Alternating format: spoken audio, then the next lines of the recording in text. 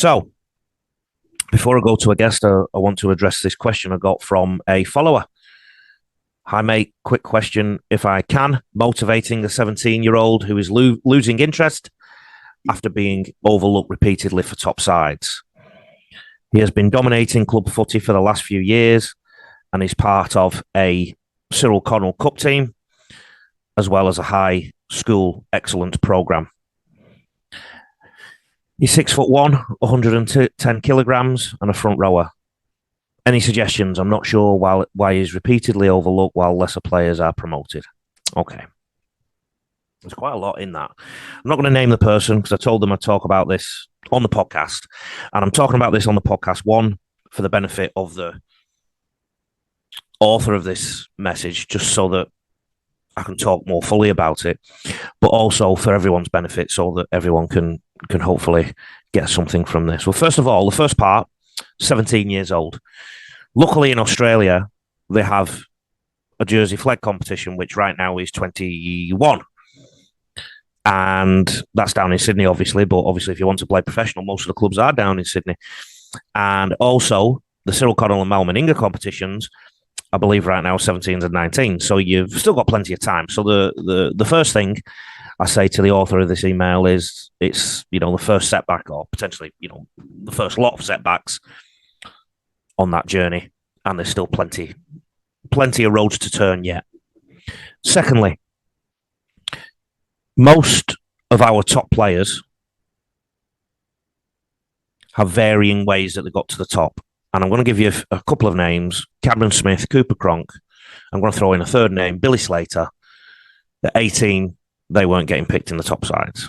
I could go on and on and on. Remember, Jonathan Thurston was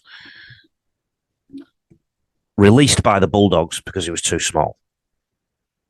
And the rest, as they say, is history. Seems like this person isn't too small. It's the other way. And I'll jump over to that, the fact that he's 6'1" and 110 kilos. Increasingly, the way the game is progressing, big fellas and big ladies have got to be really careful about size, because with the 6 again rule and whatnot, and the mobility involved and needed to play rugby league, quite often lateral movement in defence can suffer, and that's what a lot of scouts will look at quite a lot. So have a look at the players' minutes on the field. Are they as fit as they can be? I don't know. It's just an email I got or a message. So be aware of that.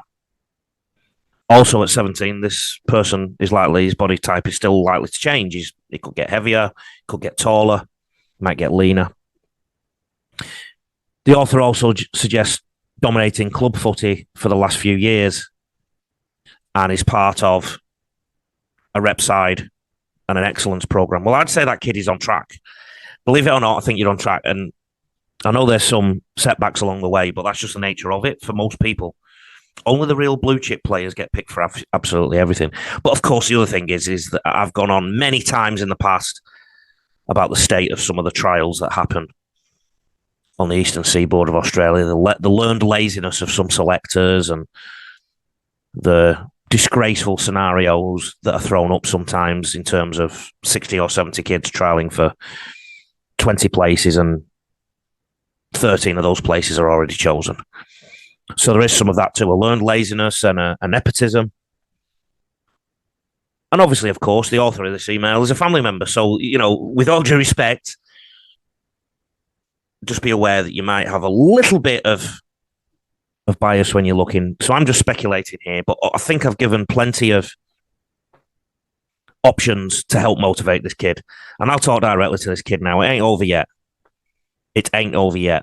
Some of the players I got through school systems and rep systems and this, that, and the other, who at 17 looked like nothing, but at 18, they signed contracts and played state and this, that, and the other. I've already mentioned one person who's a front rower, Taylor Brown. At 17, he was sloppy. His discipline wasn't great. He was, and we've gone on record with this many times, he was annoying to coach and annoying to teach. But in his final year of school, something clicked and he was one of the best kids ever to coach. And he signed for St. George.